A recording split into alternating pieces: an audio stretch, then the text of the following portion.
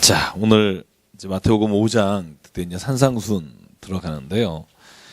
야, 마태복음이 생각같이 빨리 못 나갈 것 같다는 생각이 드는 게, 제가 준비하면서 느끼는 게, 야, 이렇게 마태복음이 할 얘기가 많았나 그런 생각을 해보고요. 또 마태복음을 이렇게 좀 탄탄하게 해놓으면 마가, 누가, 요한은 좀 쉬울 수 있을 것 같아요. 왜냐면 이렇게 비교하면서 하기 때문에 제가 그래서 상대적으로 시간이 조금 걸리더라도 마태복음을 좀 꼼꼼하게 가겠고요.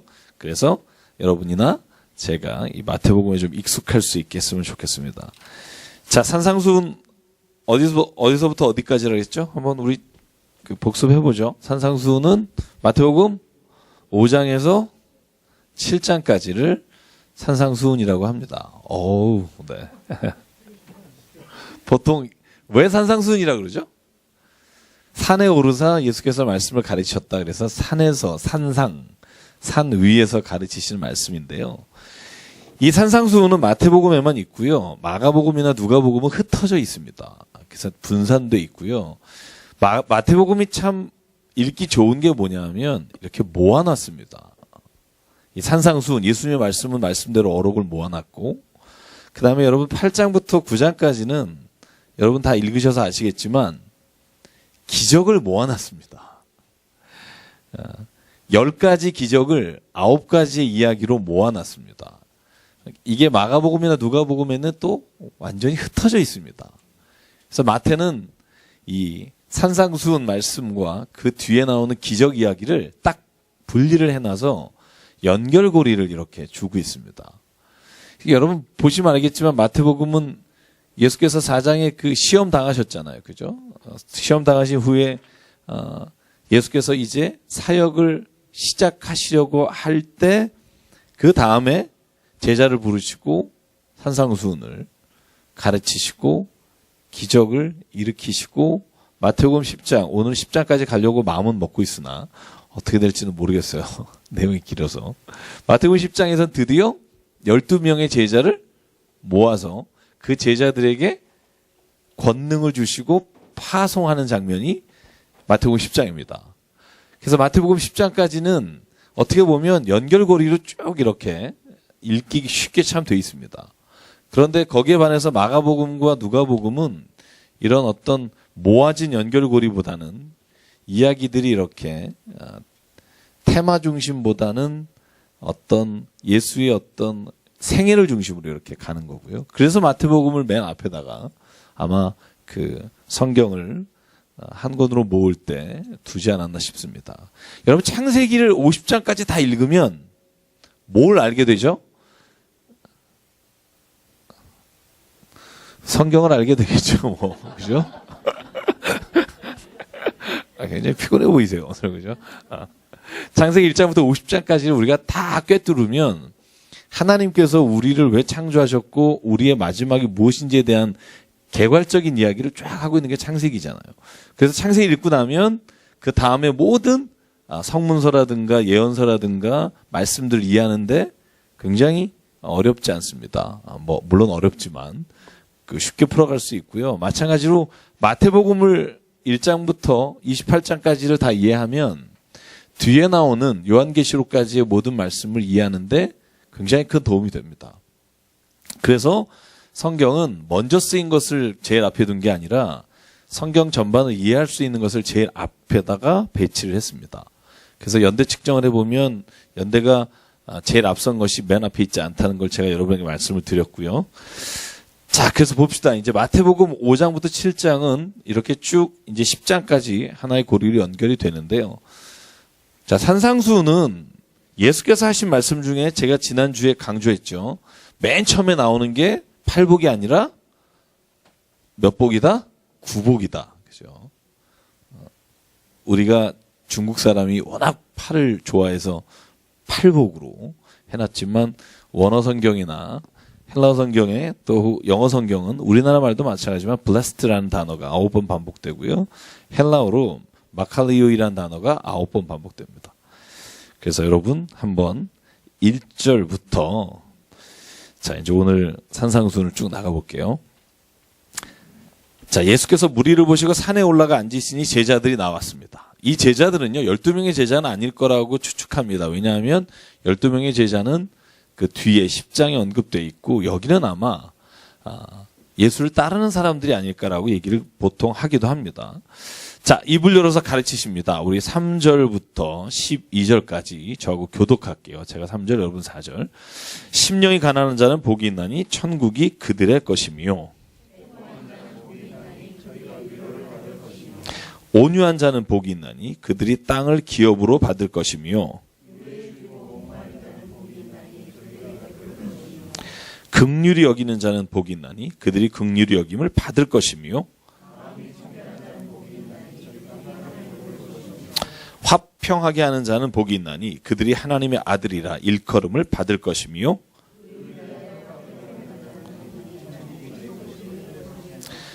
나로 말미암아 너희를 욕하고 박해하고 거짓으로 너희를 거슬러 모든 악한 말을 할 때에는 너희에게 복이 있나니,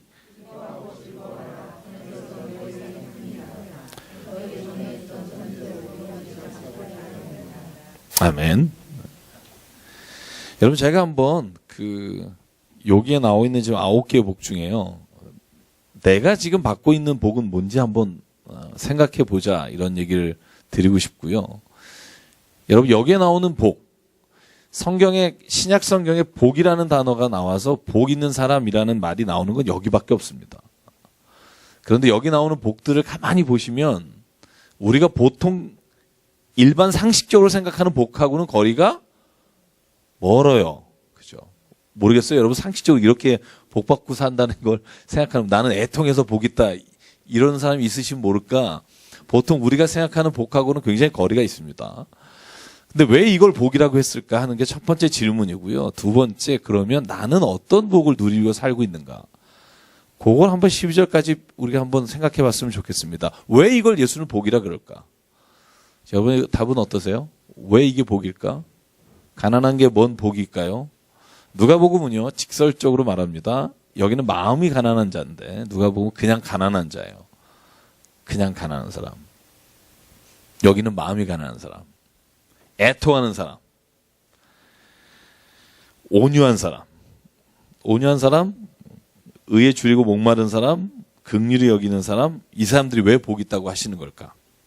여러분, 어떻게 생각하세요? 왜일까요? 편안하게 얘기해 보시죠. 왜일까요?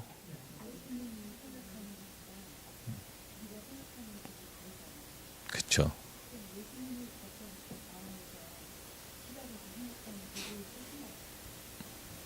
그죠. 예수님이 생각하시는 복이겠죠. 그죠. 근데 그게 왜 다를까 하는 거죠. 그 기준이 뭐가 다를 걸까? 관점. 네? 네. 그러니까 나 자신의 복이 아니라 타인에 대해서 행하는 복. 굉장히 수준이 높아지시고 있고요. 또 왜 그럴까? 보통 신학자들은요, 이 복을 현실에서 주어지는 복이라고 먼저 보지는 않습니다. 이 말은 뭐냐 하면, 현실에서 이런 일이 있어서 복이 있다, 이 말이 맞지만, 예수가 지금 선포하시는 것들은요, 어디에 초점이 있냐면, 여러분 아주 기가 막히게 마태복음 9장까지 연결이 될 텐데, 하나님의 나라입니다. 그러니까 잘 생각해 보십시오. 예수께서 오셔서 제일 먼저 외친 게 뭐죠? 회개하라, 천국이 가까우니라. 마태복음은 Kingdom of Heaven이라 그랬죠. 누가나 마가복음은 Kingdom of God입니다. 하나님의 나라고, 여기는 천국이에요. 하늘나라예요. 그런데 재밌는 게 뭐냐면, 세례 요한도 그걸 외쳤고, 예수님도 외쳤고, 지금 산상수훈의 모든 시작과 결론이 어디로 가 있냐면 하나님의 나라예요. 여러분, 그래서 마태복음 7장에 여러분 보면 무슨 말씀이 나오죠? 맨 마지막 한번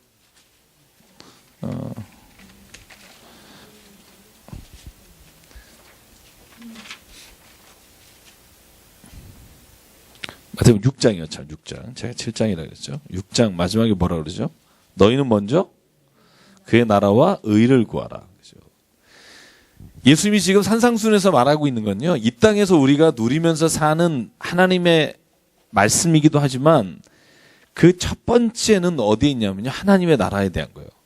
새로운 법이 이루어지는 하나님의 나라에서는 어떤 게 진짜 복이 있는 걸까? 그러니까 우리가 보통 이 땅에서 받는 이런 복에 관한 게 아니라 하나님의 나라에 들어간 사람에게 주시는 복이 뭘까 하는 거예요. 그러면 초점이 달라집니다. 궁극적이고 종말론적인 관점에서 무엇이 복일까 하는 겁니다. 예수는 이렇게 말합니다. 마음이 가난한 사람, 심령이 가난한 사람은 복이 있습니다. 왜 심령이 가난한 사람은 복이 있습니까? 왜 복이 있다고 생각하세요? 심령이 가난한 사람은? 하나님 만날 수 있는 기회가 있으니까. 영적인 기준. 네, 영적인 기준 우선시 하나. 또, 성경이 좋은 건요, 우리가 그냥 아무렇게나 말할 수 있어요. 그죠? 내가 느끼는 대로, 그죠? 성경은 읽는 사람이 가장 자기의 삶에서 구체적으로 해석하는 게 제일 중요하고요. 저는 이렇게 생각합니다. 심령이 가난하다는 표현은요, 그죠? 내가 가지고 있는 욕심이나 내가 무엇인가 주장하고 있는 것들을 내가 일단 내려놓는다는 걸 의미합니다. 가난하다는 말이요, 부정적인 말로는 가진 게 없다는 말이지만 긍정적인 말로는요, 내가 고집하는 게 없다는 말입니다. 그 다음에 그래서 뭐라고 말해요? 천국이 그들의 것입니다.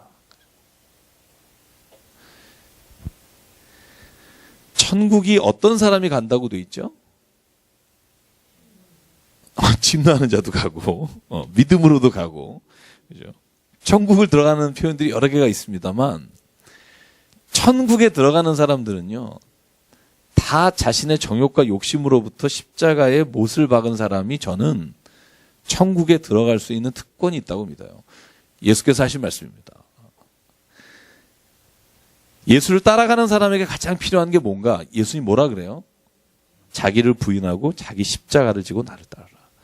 여러분, 어떤 부자 관원이 와서 묻습니다. 예수야, 내가 당신을 따라가겠습니다. 그러니까 네가 부족한 게 하나 있는데 네 있는 걸 모두 팔고 가난한 자를 돕고 주고 날 따라라. 여러분, 그래서 우리가 못 가잖아요, 거기. 우리 못 따라가잖아요, 거기. 그죠? 어떻게 팔아요, 그걸. 근데 종말론적으로 보자는 거죠. 궁극적인 하나님의 나라에 소망이 있는 사람, 예수가 천국에 대한 비유를 무지 많이 하시는데요. 마태복음 13장에도 그 말씀들이 나오는데 천국에 관한 비유가 그거예요. 만약에 네가 저 밭에 너만 알고 있는 금은보화가 있는 상자가 숨어 있다고, 거기에 있다고 하는 걸 네가 진짜 알았다. 그러면 네 재산을 팔아서 그 땅을 사지 않겠니? 여러분, 요즘 바닷가에서요, 예전에 금괴 이렇게 떨어졌던 곳에서 저는 금괴 찾는 사람이 그렇게 많은지 몰랐습니다. 정말 많더라고요.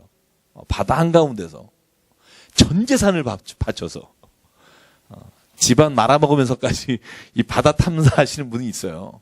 그러니까 저는 예수님의 이 말씀이 뭐냐면, 우리가 진짜 천국에 대한 소망이 있다면, 하나님의 나라에 대한 게 진짜 내 믿음이라면, 내가 그것 정말 발견한 사람이라면 내가 이 땅에서 내가 가지고 있는 것을 아무것도 아닌 것으로 여기고 그것을 내가 취하고 나갈 수 있지 않겠니? 라는 질문에 저는 전적으로 동의합니다. 저희가 진짜로 그 믿음이 있다면 예수님 말하는 거예요. 정말 그런 마음이 있는 사람이라면 천국은 이미 그 사람의 것이다. 자, 여기 그 다음이 또 그런데요. 애통하는 자는 복이 있나니 그들이 위로를 받을 것입니다. 여러분, 애통하는 자가 뭔 복이 있어요? 제가 이렇게 다 하다 보면 오늘 시간이 없어서 제가 이제 한두 개만 하고 말 거예요.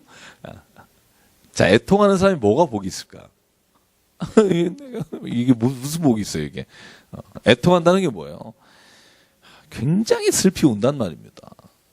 가슴을 치며 운다는 말입니다. 그 마온이라는 단어가요, 그 장례식장에서 이렇게 우는 걸 말해요. 그 애통하는 사람이 복이 있다는 거예요. 여러분, 근데 이거 헬라 원어를 보면요, 애통하는 사람은 나중에 복을 받을 것이다, 미래형이 아닙니다. 이 모든 9개 시제는요, 지금이에요. 애통하는 그 사람은 지금 복이 있습니다. 굉장히 의미가 달라요. 내가 지금 막 울고 슬퍼하지만 결국 그 사람은 나중에는 굉장히 위로를 받을 것이다가 아니라 애통하는 그 사람이 지금 위로를 받고 있다는 거예요.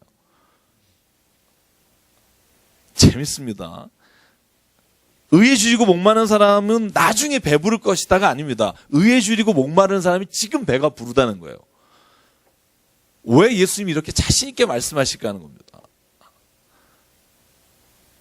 진짜 하나님의 나라에 대한 소망을 두고 있는 사람, 하늘나라에 대한 소망을 두는 사람은요, 지금 애통하는 것, 지금 내가 온유한 것, 지금 내가 긍휼히 여기는 것, 이것이 내 자신의 욕심 때문이 아니라, 그죠?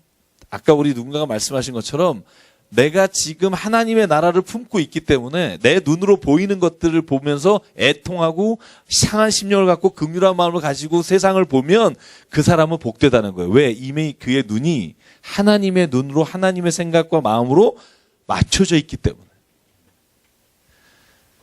여러분, 우리는요, 제가 비근한 일을 하나 들면 어떤 사람이 무슨 일을 해서 굉장히 잘 됐다면 굉장히 부러워하잖아요. 텔레비전 리액션들 하면 오, 뭐 이런 느낌 나잖아요. 그런데 오늘 성경은 뭐냐면요, 의에 줄이고 목마른 사람의 입장에서 보면 저게 결코 하나님의 눈으로 볼 때 축복이 아니라는 걸 보고 때로는 그걸 보면서 애통하기도 하고 때로는 그걸 보면서 굉장히 치근한 긍휼한 마음을 갖기도 하고 관점이 바뀌는 사람에게 주시는 은혜가 바로 오늘 성경에 주시는 구복이라고 말합니다.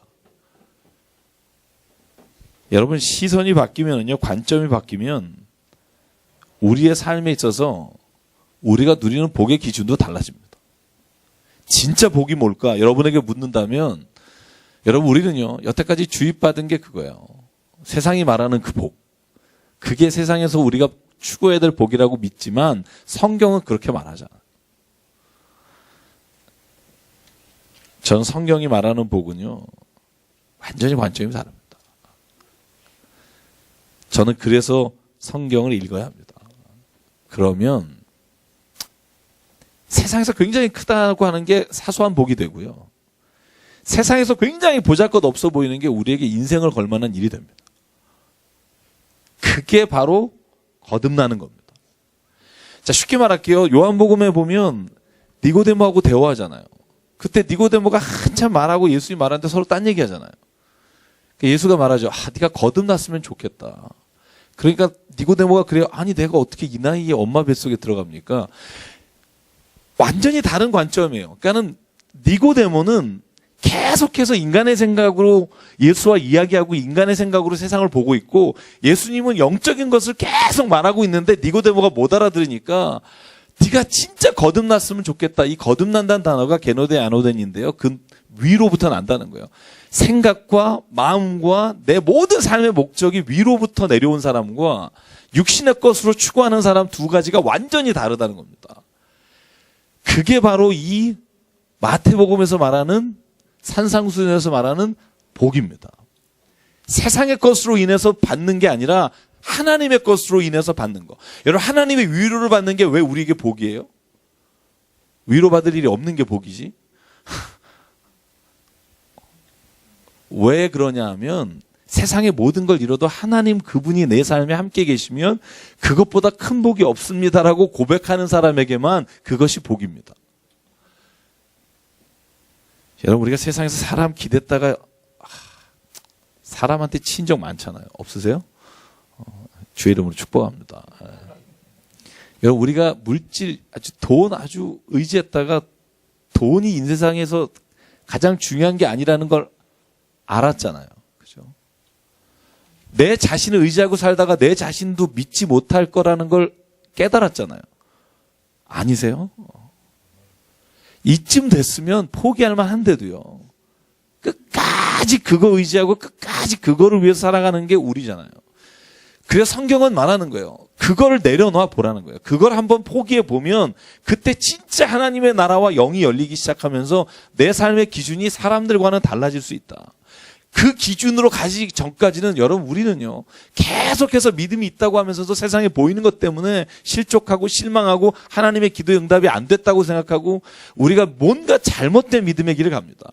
여러분 저는요 여러분이 여기에 나와서 믿음으로 하나님 말씀 가운데 있다는 것만 해도요 여러분 세상과 다른 하나님의 복으로 넘쳐나는 사람인 줄 믿습니다. 왜 그런 믿음이 없습니까? 불안하기 때문에 그래요. 세상에서 뒤처질까 봐. 여러분 세상이 줄 수 있는 건요 굉장히 작습니다. 그런데 하나님이 줄 수 있는 건요 무궁무진합니다. 저는 그걸 믿습니다. 그리고 나면 세상에 보이는 것이 보잘것없어지고요. 하나님의 주시는 것이 엄청나게 크다는 걸 깨닫게 되고요. 그때부터 신앙의 눈이 열립니다. 10절 보세요. 의를 위해서 핍박받는 사람이 복이 있대요. 이게 무슨 복이에요? 근데 이게 복이에요. 왜? 하나님은 그 의를 지키기 위해 우리를 이 땅에 보내셨기 때문에. 의를 위해서 핍박 받아본 적 있으십니까? 하나님의 옳은 것과 선한 것을 위해서 정말 내가 막 사람들로 하여금 조롱받아 본 적 있습니까? 근데 그게 복이라는 거예요. 왜? 네가 하나님을 믿고 있기 때문에. 하나님의 원칙과 하나님의 뜻을 알기 때문에 복된 사람이라는 겁니다.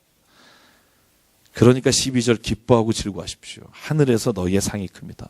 여기에서의 상을 바라본다면 지금 예수가 말한 게 복이 아닐 수 있습니다만 하나님의 나라가 그 복을 주시는 곳이라는 걸 믿는다면 여러분은 기뻐하고 즐거워해야 합니다. 왜냐하면 하늘에서 우리의 상이 크기 때문입니다. 저는 그걸 믿습니다. 그래서 예수는 말하잖아요. 그러니까 너희가 세상에서 두 가지가 되어야 한다. 세상에 뭐가 돼야 된다? 소금이 돼야 되고 그 다음에 세상에 빛이 돼야 한다. 그 산상수는요. 이 땅의 생각으로 우리가 바라보는 육신의 마음으로 성경을 읽으면 이해하기 어려운 말씀입니다. 여러분 뒤에까지 더합니다. 첩첩산중입니다. 옛사람이 너에게 말한 바 이렇게 말하였으나 나는 오늘 너에게 말한다. 여러분 이 말도요. 첩첩산중입니다. 누가 너에게 오리를 가라고 하든 십리를 가라. 여러분 세상에서 그런 미련한 짓 하지 말아야 합니다. 그렇게 하면 인생 뒤집니다. 뒤처집니다.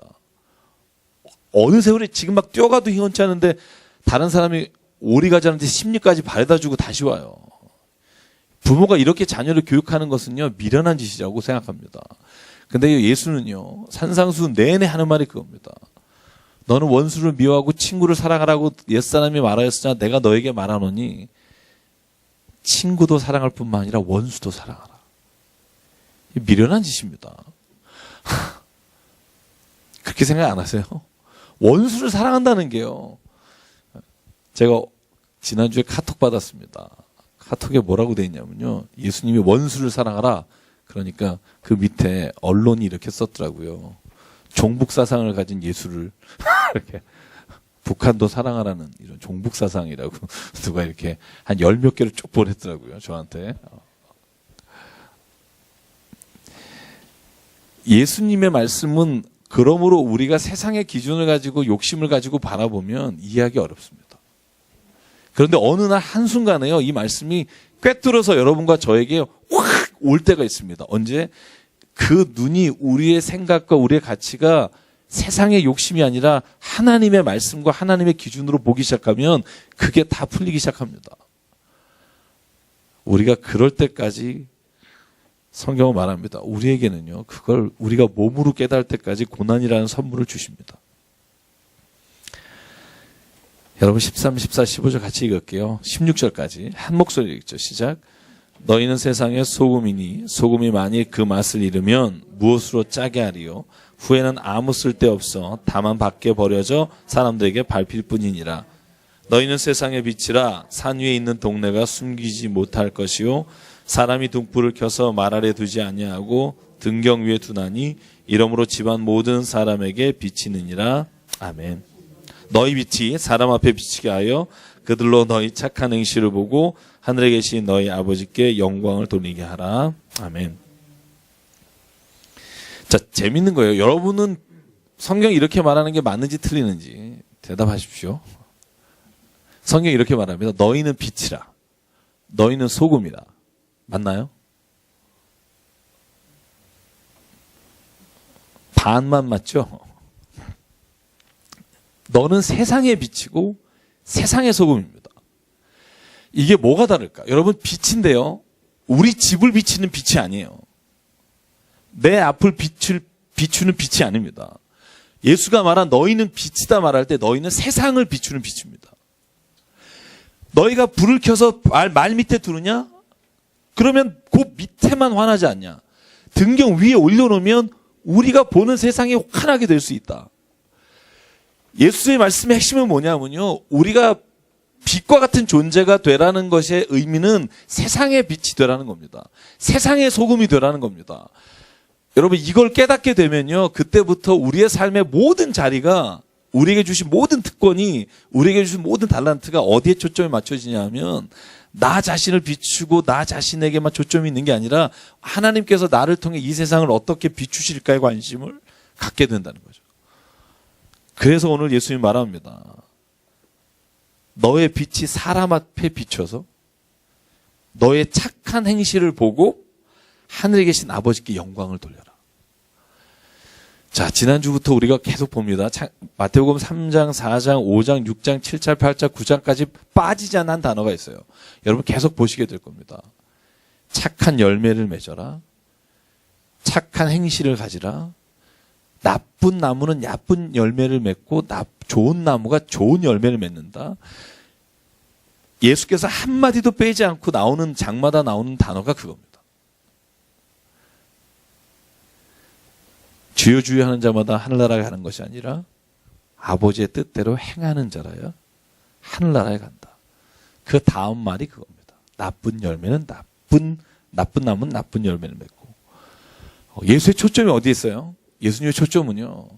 우리로 하여금 이 땅에서 믿음으로 사는 데 있지 믿고 얻는 데 있지 않습니다. 저는 이것이 핵심적으로 우리가 잘못 알고 있는 성경에 관한 믿음입니다. 믿음으로 사는 사람은요. 이 땅에 하나님께서 주신 믿음으로 이 세상을 빛으로 비추며 착한 행실로 말미암아 하나님께 영광을 돌리는 거지. 내가 하나님 믿음으로 말미암아 내 삶의 모든 것을 하나님이 채우시고 내가 그것으로 인해 나 스스로만을 위해 사는 게 아니라는 겁니다. 여러분, 그래서 예수 믿은 사람은요. 어떻게 하든지 이 땅을 하나님의 마음으로 바꿔가려고 애써야 하고요. 내 주변에 있는 사람에게 예수님을 전하려고 무전장 애써야 합니다. 그게 오늘 예수님이 말하시는 산상수훈의 시작입니다. 여러분, 저와 여러분에게요. 필요한 게 있습니다. 착한 행실입니다. 정말 이건 어떻게 보면 가장 어려운 것 중에 하나입니다. 저도 마찬가지고요. 그런데 만약에 우리 안에 그런 좋은 열매와 착한 행실이 없으면 우리의 믿음이 아무 쓸데없습니다. 오죽하면 야고보서 2장에 그렇게 말합니까? 행함이 없는 믿음은 정말 죽은 믿음이고 아무 쓸데없는 믿음이고 그 믿음이라는 게 결국은 나를 위한 것이지 하나님이 내게 주신 산 소망의 믿음이 아니라는 겁니다. 그러니까 그건 쓸데없다고 말합니다. 여러분, 이렇게 험한 말을 하시는 야고보서가 그냥 한 말일까요? 아닙니다. 그 당시에 기독교인들을 보고 한 말입니다. 믿음이 있다고 하면서도 행함이 없는 너희들을 보면서 내가 너희에게 묻고 싶다. 너는 너의 믿음을 어떻게 보일래? 나는 내 믿음을 행함으로 보이겠다. 이게 야고보서가 주신 말씀이잖아요. 예수님의 말씀도 그와 똑같습니다. 당신이 하나님 믿으십니까? 그러면 착한 행실을 보이십시오. 여러분, 그래서 우리가 우는 겁니다. 애통하는 겁니다. 왜 애통하는 줄 아세요? 내가 그렇게 못하니까. 내가 진짜 착한 행실로 하나님께 영광 돌려야 되는데 내가 그러지 못하는 걸 아니까 애통하는 거고요. 그렇게 하나님의 말씀에 부딪혀서 애통하는 자는 이미 복을 받은 사람입니다. 왜? 하나님을 믿기 때문에.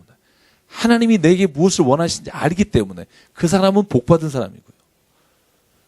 의에 줄이고 목말라서 애타고 있는 사람 복 받은 사람입니다. 왜? 하나님께서 주신 그 말씀대로 살지 못하고 하나님의 의를 이루지 못하는 것으로 인해 내 마음속에서 그것을 이루고 싶은 간절함이 있는 사람은 이미 복받은 사람입니다. 이게 예수님의 관점입니다. 여러분, 그러면서 17절 이하에 보면요.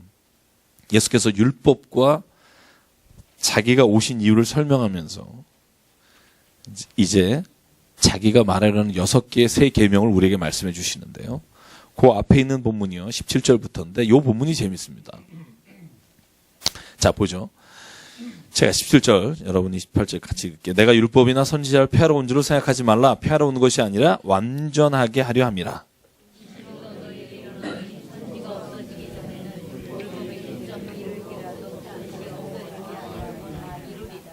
그러므로 누구든지 이 계명 중에 지극히 작은 것 하나라도 버리고 또 그같이 사람을 가르치는 자는 천국에서 지극히 작다 일컬음을 받을 것이요 누구든지 이를 행하며 가르치는 자는 천국에서 크다 일컬음을 받으리라.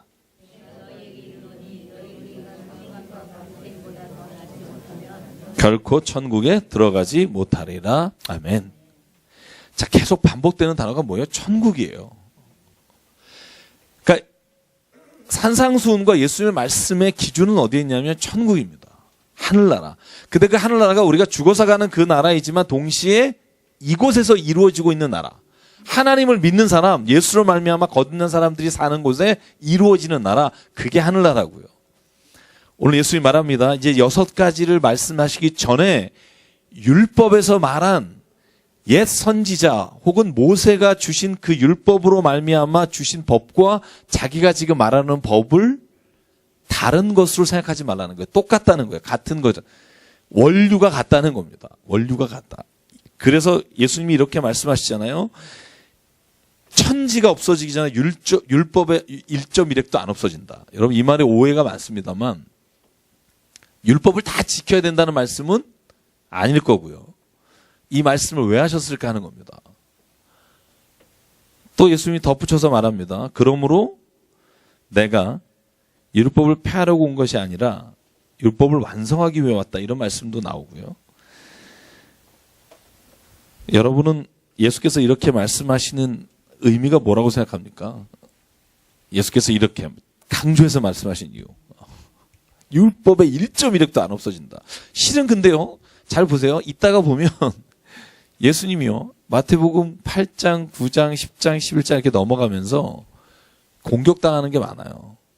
공격당하는 게 뭐냐 하면 왜 너네 제자들은 금식 안 하냐. 야, 네가 왜 안식일에 병자를 고치냐. 실제로 이건 다 율법을 지킨 거예요? 어긴 거예요? 어긴 겁니다. 예수님 분명히 어겼거든요. 근데 예수님 자신 있게 말해요. 율법의 1.1획도 없어지지 않을 거다. 여러분 왜 이런 말씀을 하셨는지를 잘 알아야 되고요. 예수님이 말하는 율법의 1.1획 혹은 율법을 지키라는 것과 바리새인과 사두개인들 혹은 서기관들이 율법을 지키라는 말이 왜 다른지 아셔야 됩니다.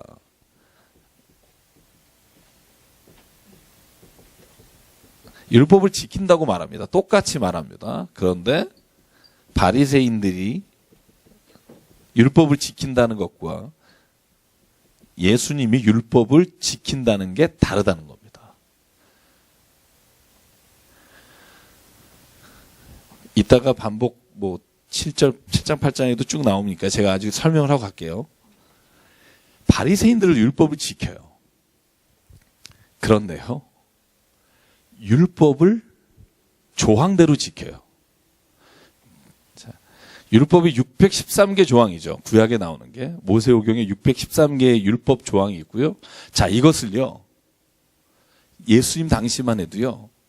여러분 미시나라는 거 아세요? 미시나? 미시나는 뭐냐면 613개 조항을요. 바리새인들과 그리고 율법학자들이 더 많이 자세하게 풀어놓은 걸 미시나라 그래요. 그 미시나를 편집해서 모아놓은 걸 탈무드라 그래요. 그 탈무드를 해석해서 삶에 적용하도록 풀어주는 걸 또 푼 걸 미드나시라 그래요. 그래서요. 유대인들이 갖고 있는 율법을 지킨다는 말은요. 613개 조항을 수천 개로 수만 개로 다시 다 쪼개놔서 이걸 지키는 걸 율법을 지킨다고 말하고요. 예수님은요. 율법을 지킨다는 걸 이렇게 말합니다. 하나님의 뜻을 따라 하나님이 말씀하시는 것을 지킨다라고 말해요. 그래서 성경에요. 예수께서 이렇게 말합니다. 하나님의 뜻을 알아라. 그리고 뒤에 나오는 본문 중에 이런 게 있습니다. 너희가 제사를 드리려고 하나 제사를 원치 않으시고 하나님은 뭘 원하신다? 자, 순종은 구약적 표현이고 호세아 6장 6절의 표현이고 예수님은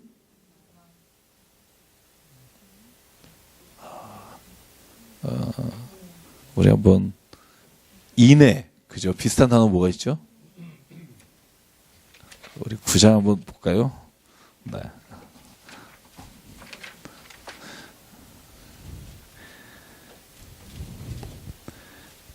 자, 9장에 보면, 자, 여러분, 예수님이 뭐라고 표현하는지 볼까요? 13절입니다. 같이 읽을게요. 9장 13절. 이게 다 연결돼서 같이 읽으면 좋을 것 같아요. 시작. 너희는 가서 내가 긍휼을 원하고 제사를 원하지 아니하노라 하신 뜻이 무엇인지 배우라. 나는 너희를 부르러 온 것이 아니요 죄인을 부르러 왔노라 하시니라. 자, 뭘 원한다고요? 긍휼을 원한다. 원래 호세아 6장 6절에는 이렇게 되어 있습니다. 원래 구약의 말씀을 인용한 걸로 되어 있는데 너는 가서 나는 제사가 아니라 자비를 원한다고 말하라. 자, 근데 그 원래 자비나 긍휼의 원래 의미가 뜻을 비춰보면 하나님의 뜻이라는 말이에요. 자, 봅시다. 하나님의 뜻을 안다는 게 무슨 말일까? 613개 조항의 율법이 있습니다. 근데 율법이라는 건요, 여러분 알잖아요. 율법은요, 상황마다 다 예외 조항이 있을 수 있어요. 자, 봅시다. 613개 중에 살인하지 말라. 그죠? 살인하지 말라. 중에 부지불식간에 살인한 경우. 그죠? 여러분, 돌로 찍어 죽인 경우. 몰라서 내가 실수로 누구를 죽인 경우. 이런 경우들이 나와요. 예외 조항이. 근데 그 예외 조항에 또 예외 조항이 있어요. 여러분, 그래서 재판에요. 이 법규를 보면 판례라는 게 있잖아요. 판례. 야, 이 상황은 도저히 어떻게 할 수가 어렵다 그러면 야, 전에 이걸 어떻게 재판했는지 보자. 이게 판례거든요.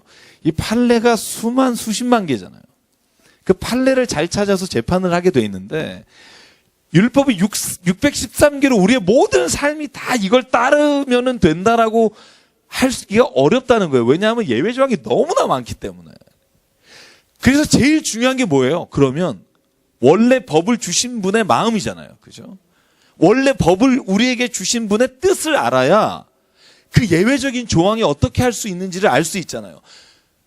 그래서 예수님은 늘 말하는 겁니다. 뭐냐 하면 율법을 하나님은 지금도 예수를 통해서 없애는 게 아니라 원래 하나님이 주셨을 때 율법을 주셨을 때 적용할 때 어떤 걸 원하셨을까를 하나님의 뜻을 아는 사람이 풀 수 있고 이 뜻이라는 단어가요. 헬라어로는요. 이렇게 되어 있습니다.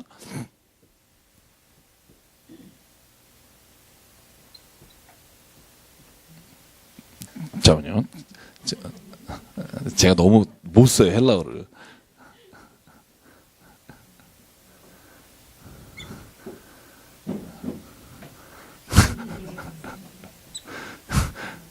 자, 텔레마라는 단어인데요. 이 단어의 뜻이 뭐냐면 기뻐하다는 뜻이에요. 그러니까 쉽게 말하면 어떤 의미가 있는 게 아니라 하나님이 기뻐하시는 거, 하나님의 마음, 하나님의 소원, 영어로 will이라고 번역이 됩니다. 그러니까 하나님의 뜻 그러면 쉽게 말하면 우리가 하나님의 모든 뜻을 상황마다 다 알 수가 없어요. 여러분 어떤 분이 이렇게 물어봐요. 담배 피는 거 성경에 안 나오는데. 근데 우리나라는 예전부터 담배 못 피게 했잖아요. 그죠? 근거를 뭐로 하는 줄 아세요? 네 몸이 얼마나 귀한지 알아라. 그죠? 네 몸을 죽이는 건 하지 마라. 이 본문을 근거로 삼지만요. 성경에 우리가 율법적인 조항으로서 우리 삶에서 해석하거나 우리 삶에 적용할 수 없는 너무나 많은 일들이 있다는 거예요. 단어들이 있다는 거예요. 그럴 때 어떻게 해야 되느냐? 예수는 딱 한 가지예요. 하나님의 뜻이 뭔가를 너희가 기억하며 그 일에 행하는 기준을 잡으라는 겁니다. 그런데 하나님의 뜻을 알기가 쉽지 않아요. 그래서 예수께서 마태복음 7장의 제일 마지막 산상수훈에 뭐라고 말해요? 그러므로 너희가 비판하지 말지니. 너희가 비판한 그것으로 너희가 비판을 받을 것이고 네가 다른 사람을 헤아린 그것으로 너희가 헤아림을 받을 것이다. 그래서 제가 지난주에 약간 광고를 했죠. 비판한단 말이 비난한단 말이 아니라 저지라는 말이에요. 저는 판단하지 마라. 헤아린단 말이 메조리란 뜻이에요. 너희 스스로 다른 사람을 이렇게 잣대를 가지고 맞추지 마라. 왜? 하나님의 뜻이라고 하는 게 정말 적용하는 단계에 있어서 제일 중요한 게 뭐냐면 사랑이다. 사랑의 잣대가 없이 하나님의 뭘 원하느냐? 긍휼을 원한다는 말은 하나님은 제사, 소위 말해서 율법적 조항을 딱딱 잣대로 재서 얘는 옳고 그러는 걸 맞추는 게 아니라 하나님은 정말 하나님의 그 사랑으로 모든 것을 보며 그 사랑으로 기준을 잡지 않으면 세상 가운데 우리가 서로가 서로를 비판하고 비난할 수밖에 없다. 그것이 바리새인들의 모습이고 그렇게 서로도 비판하면서 누가 율법을 더 잘 해석했는지 싸우는 게 그 사람들이잖아요. 그래서 오늘 성경의 그 산상수훈에서 주시는 예수님의 말씀은 뭐냐 하면요. 1.1핵이라도 버리지 말라는 말은 성경의 율법을 이걸 뭘 지켜라고 율법을 없애자고 하는 경시적인 생각을 가져도 안 된다는 거예요. 율법을 경시하거나 율법이 의미 없다고 말하는 것도 안 되고 율법주의도 안 된다는 거예요. 율법주의가 뭐냐 하면 하나님의 말씀을 잘 지킨다는 것 같지만 실제로는 하나님의 뜻과 상관없이 율법 조항을 지키는 게 의미가 있는 거예요. 율법주의나 율법을 경시하는 것도 아니고 예수는 말씀하시는 거 이렇게 정리할 수 있어요. 율법을 존중하는 겁니다. 율법 613개 조항 성경에 나와 있는 많은 사람들이 행한 것들을 존중하되 가장 중요한 핵심은 하나님의 사랑이 거기에서 빠지면 율법은 죽은 거라는 거예요. 아무 의미가 없다는 거예요. 그래서 예수께서요. 병자를 고치셨을 때 안식일에 바리새인들이 뭐라고 욕하냐면요. 요한복음 9장에 보면 그래요.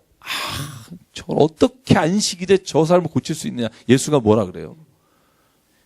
야, 니들이 안식일에 소가 어디에 빠지면 구하지 않겠니? 하물며 사람이 죽어가다가 병들었다가 고침을 받았는데 기뻐하지 않은 너희 모습이 얼마나 불쌍하냐. 율법을 지킨다고 말하면서 죽은 자 혹은 병자가 살아난 게 기쁘지 않아. 여러분 이것처럼 아이러니한 게 어디 있어요. 율법이 사람을 살리려고 한 건데 사람이 살아났는데 그때 재는 거예요. 야 잠깐만 아직 안식일 안 지났는데 이렇게 넌 왜 일어났니? 그러니까 실제로 그 사람이 실망합니다. 병을 난 사람이.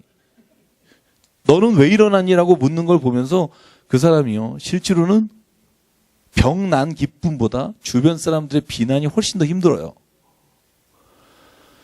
예수님의 잣대는 뭐냐면요. 예수님은 율법 자체는 귀하다는 거예요. 왜? 왜 귀하다고 말할까? 율법 필요 없다고 말하면 되잖아. 예수님은 한 번도 그렇게 말한 적 없어요. 왜 그럴까? 저는요. 분명히 이유가 있다고 생각해요. 여러분 혹시 국립표준기술원이라는 거 들어봤습니까? 국제적인 단체입니다. 110년 된 1904년에 만들어졌어요. 자, 그 국립표준기술원에서요.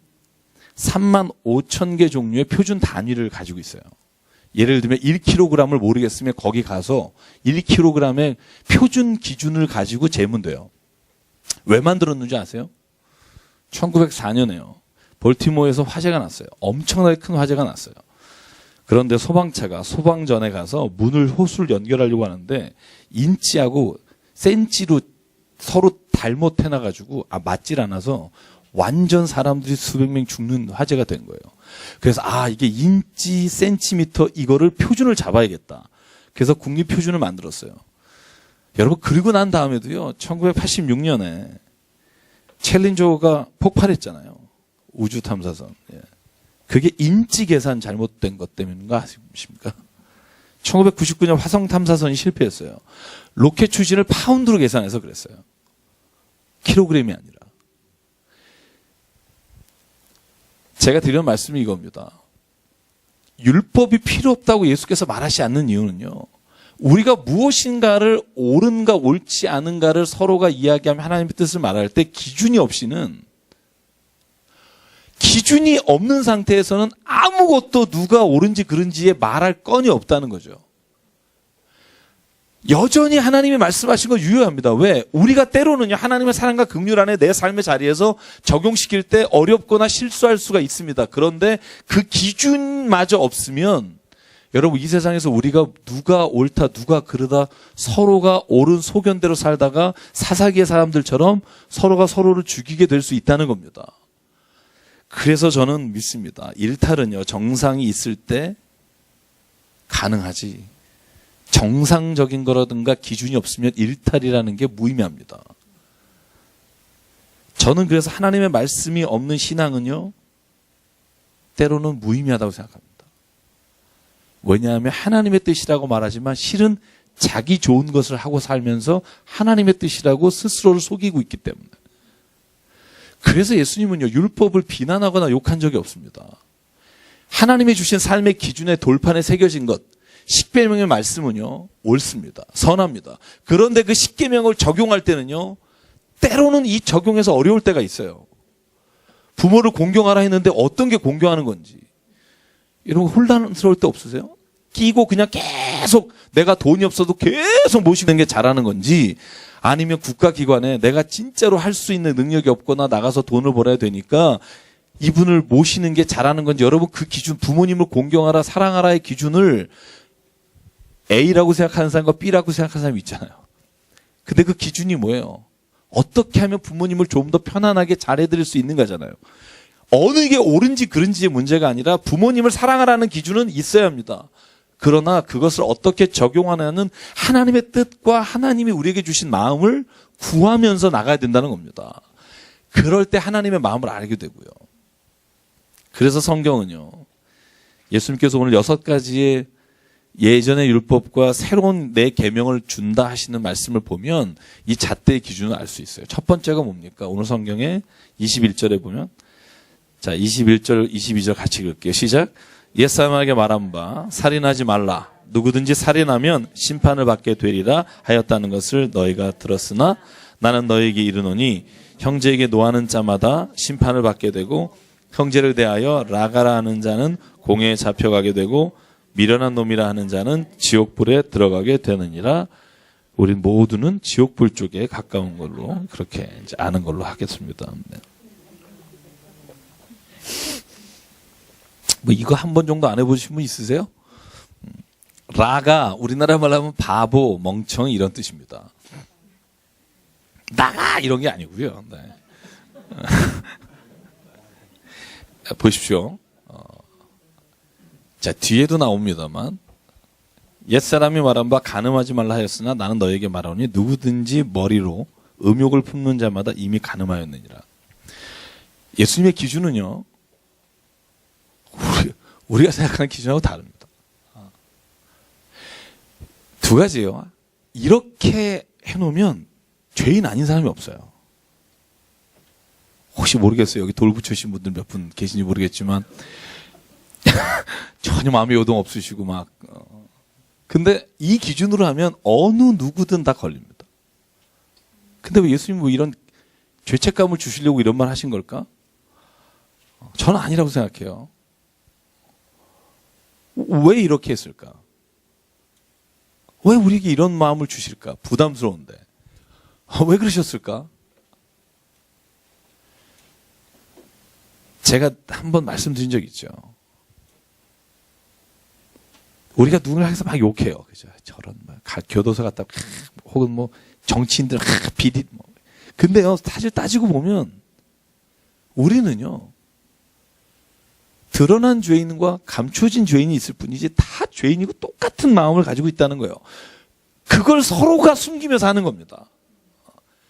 내가 그래도 쟤보단 낫다. 여러분, 쟤보다 나세요, 진짜? 제가 예전에 그런 말씀 한번 드렸어요. 제가 채였을 때는요, 세상에 그런 여자는 존재하지 말아야 된다고 생각했어요. 정말 인생에 가장 아픈. 근데 제가 차고 난 다음에요, 용서하게 됐어요. 아, 그럴 수도 있겠구나. 아니, 물론 저의 가장 아주 천박한 깨달음입니다만,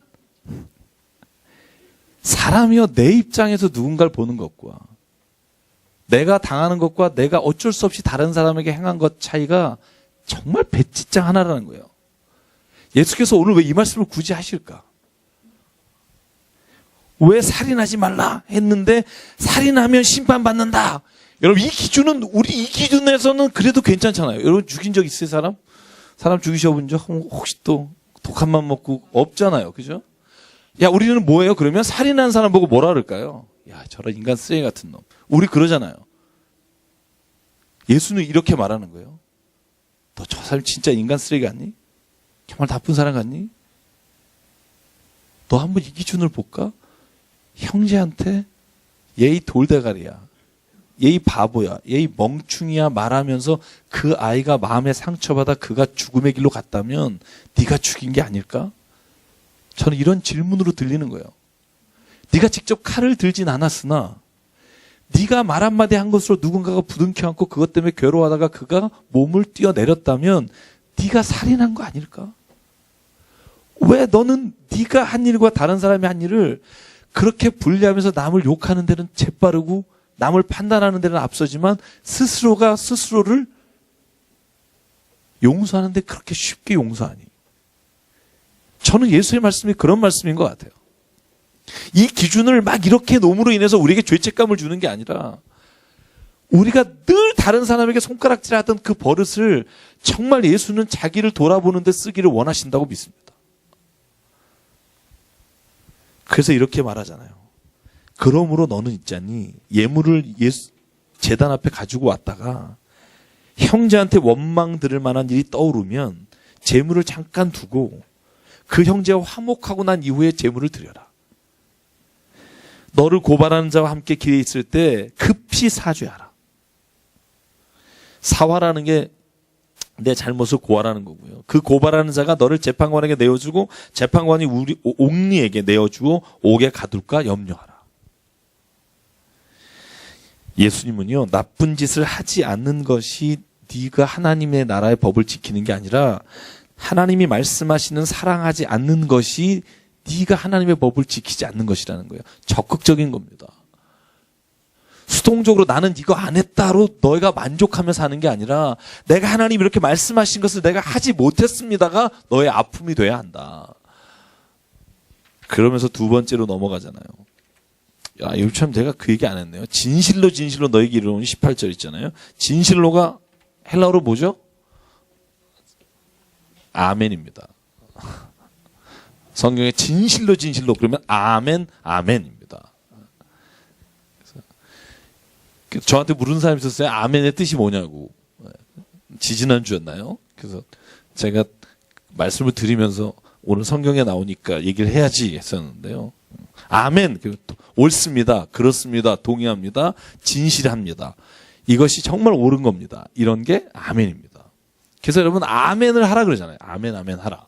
그렇게 성경에 나오는 이유가 그것이 옳습니다라고 내가 하나님 말씀에 대해서 긍정하는 삶을 살아라. 그런 의미를 갖고 있고요.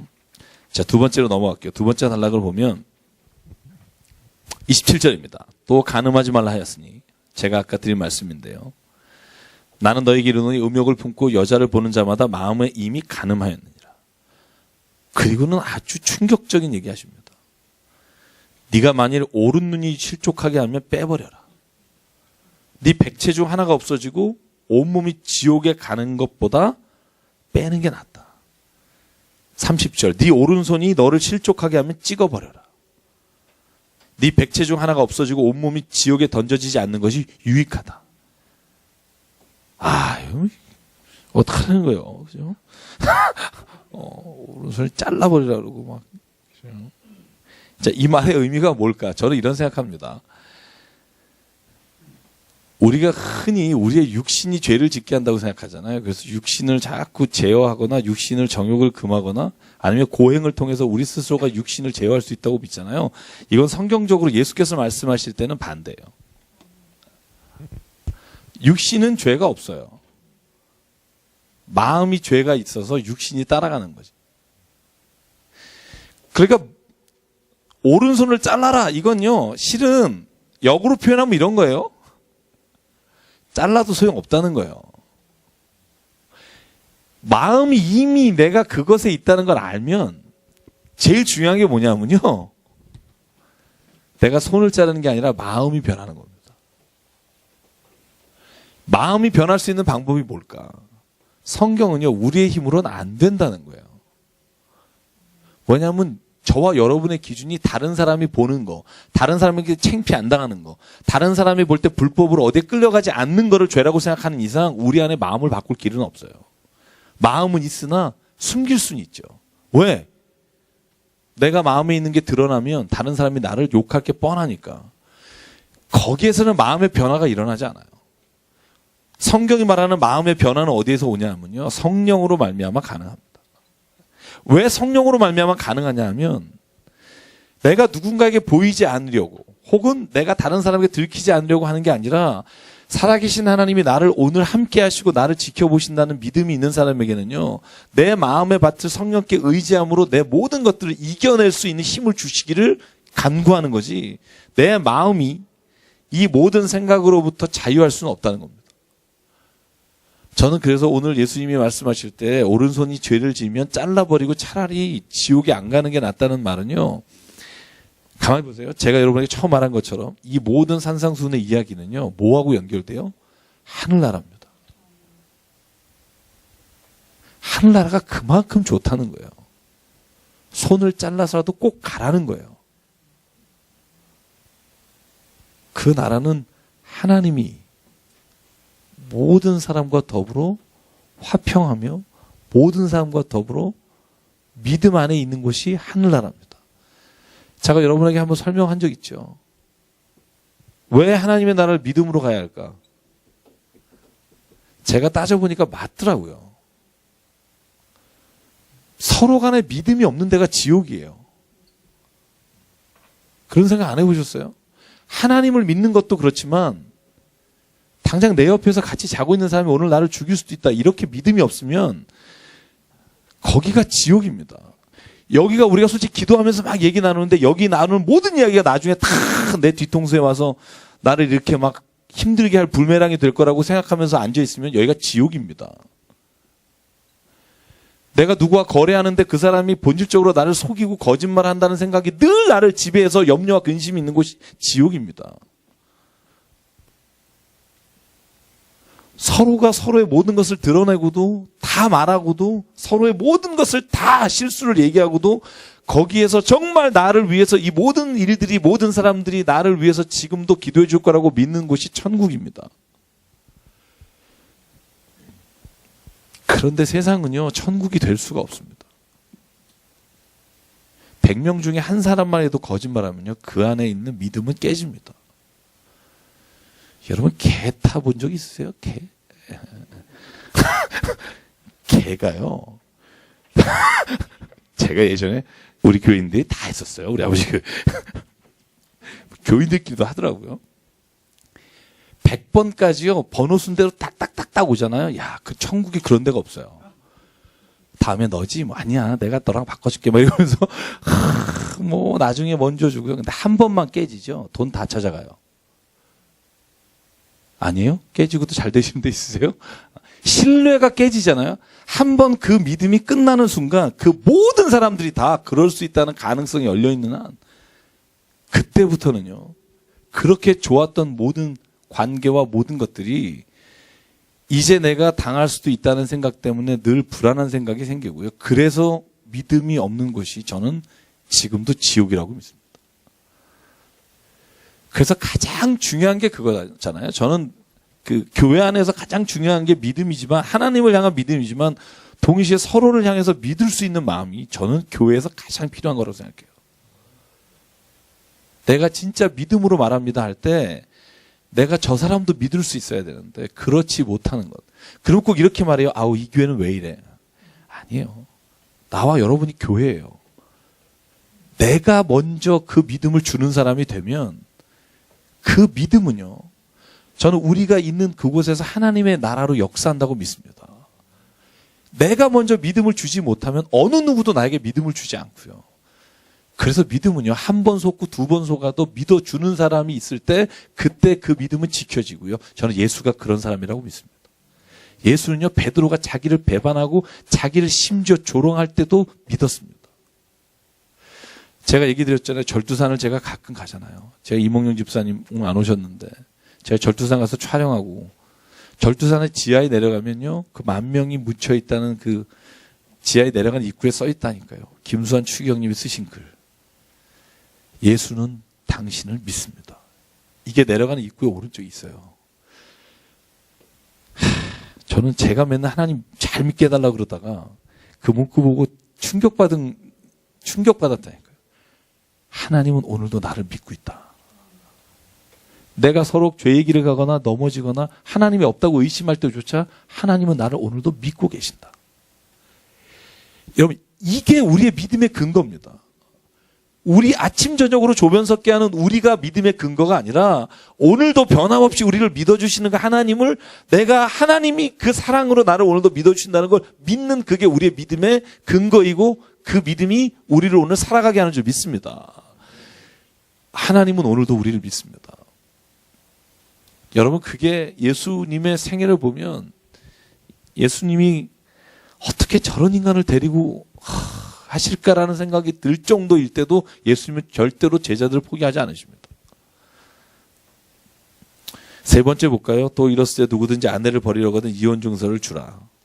너에게 말하니 누구든지 음행을 이유 없이 아내를 버리면 그로 간음하게 한 것이요 누구든 버림받은 여인에게 장가지는 자도 간음한 것이다.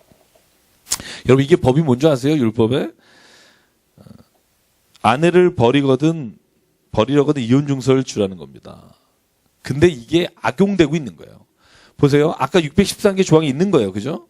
누구든지 아내가 잘못해서 버리려거든 이혼 증서만 주면 버릴 수 있다. 그런데 이걸요, 원래 하나님이 주신 의미가 뭐예요? 그러니까 그죠? 이혼하지 말라는 건데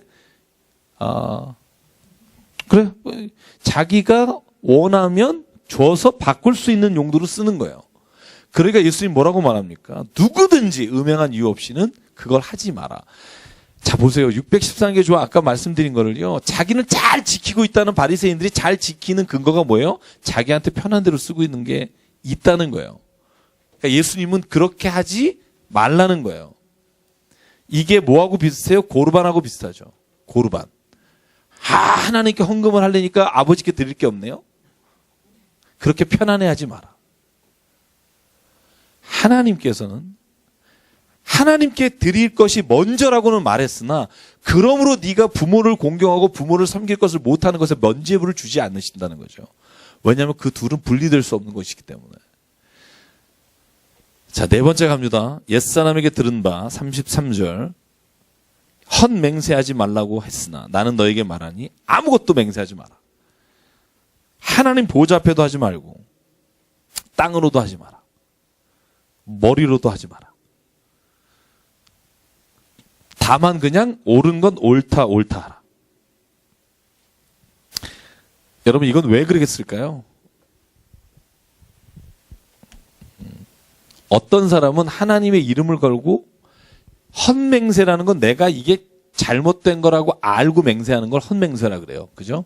내가 이걸 분명히 부도날 거 알면서 안 납니다. 이런 건 헛맹세예요. 근데 여기는 예수님이 뭐라고 말하냐면 도무지 맹세하지 말라는 거예요. 왜? 네가 확신을 갖고 맹세했더라도 그 맹세가 잘못될 수 있다는 걸 네가 알라는 거죠. 그렇기 때문에 맹세한다는 것 자체를 하나님을 걸고 할 때가 있어요. 우리도 그렇잖아요.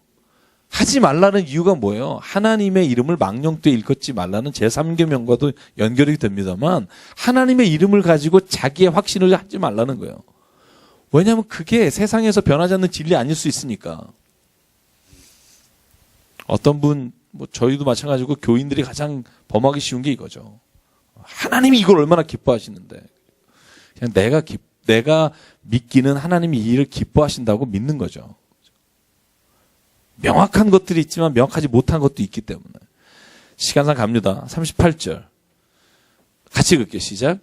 또 눈은 눈으로 이는 이로 갚으라 하였다는 것을 너희가 들었으나 나는 너희에게 이르노니 악한 자를 대적하지 말고 누구든지 내 오른뺨을 치거든 왼쪽도 돌려대며 너희를 고발하여 속옷을 가지고 남자에게 겉옷까지 거지게 하며 또 누구든지 너로 억지로 오리를 가게 하거든 그 사람과 심리를 동행하고 내게 구하는 자에게 주며 내게 꾸고자 하는 자에게 거절하지 말라.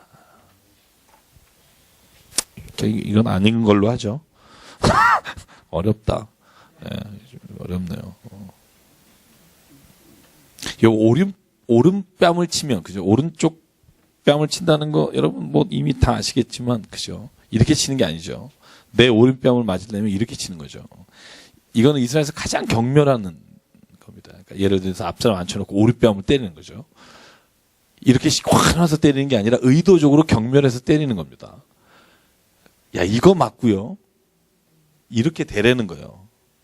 그러니까 그냥 화나서 맞은 정도가 아니라 나를 경멸하고 능멸하려고 의도를 가지고 내 오른뺨을, 상대방 오른뺨 때리려고 보세요. 이렇게 이렇게 때려야 되거든요. 이렇게 때리는데 거기다가 왼쪽을 대라는 거예요. 이건 무슨 말이냐 하면 아무리 의도적으로 너를 모멸하고 한 사람에게도 너는 그렇게 대하지 말라는 겁니다.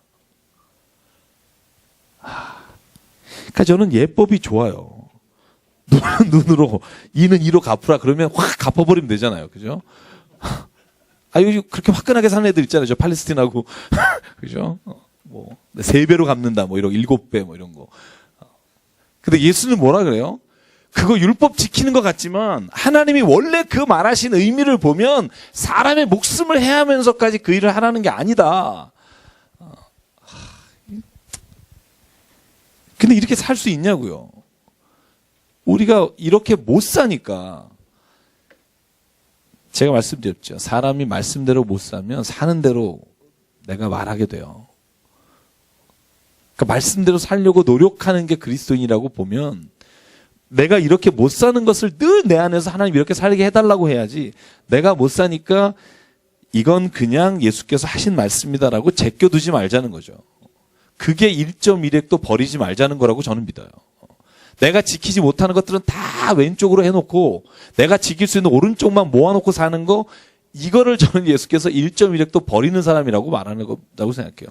내가 비록 못해도 하나님 내가 이걸 지킬 수 있는 사람이 되기를 원합니다라고 하나님 앞에 애통하는 마음을 가진 자는 복이 있습니다. 왜냐하면 그 사람은 이미 하나님께서 그 안에 위로를 주셨기 때문에 하나님의 나라의 위로가 있기 때문에 내가 이렇게 못 삽니다라고 고백하고 회개할 때 애통할 때 그 안에 하나님이 이미 그래도 기쳐라. 내가 너를 믿는다. 사랑한다. 라는 하나님의 위로가 이미 있기 때문에 복받은 사람입니다. 이게 산상수훈의 팔복, 구복과 연결이 다 돼요. 왜 애통할 수밖에 없어? 이걸 못 지키니까. 애통하잖아요. 이렇게 사는 게 진짜 예수가 말씀하신 가장 고귀한 삶인데 이렇게 못 살잖아요. 그러니까 내 안에 애통함이 있어야 되잖아요. 근데 애통함이 전혀 없어요. 심지어 다른 사람을 해하게 하고도 전혀 거리끼지 않아요. 그리스도인이. 그리고 어쩔 수 없이 요즘은 다 그렇다고 생각해요. 그게 예수가 말하시는 하나님 앞에 하나님의 뜻을 구하지 않는 자예요. 하나님의 뜻이 뭡니까? 자꾸 사람들 묻기만 해요. 저는요 답답해요. 하나님 뜻은요 이미 있어요. 내가 그걸 안 들려요 이러는 거지. 하나님의 뜻은 다 알아요. 근데 내가 못 지키니까 다른 뜻 좀 달라는 거죠. 여기선 내가 이렇게 뺨을 대면 되는데 하나님 이딴 거 말고 다른 방법은 없을까요? 그래서 발을 댄다든가 뭐 이런 그래서 막 하나님의 뜻이 어렵다고 그래요. 근데 제가 요즘 읽는 하나님의 뜻에 관한 책 중에 하나님의 뜻은 결코 어렵지 않습니다. 왜냐하면 하나님의 뜻은 이미 있으나 내가 지키는 게 어려울 뿐이지. 하나님의 뜻을 몰라서 어려운 건 없어요.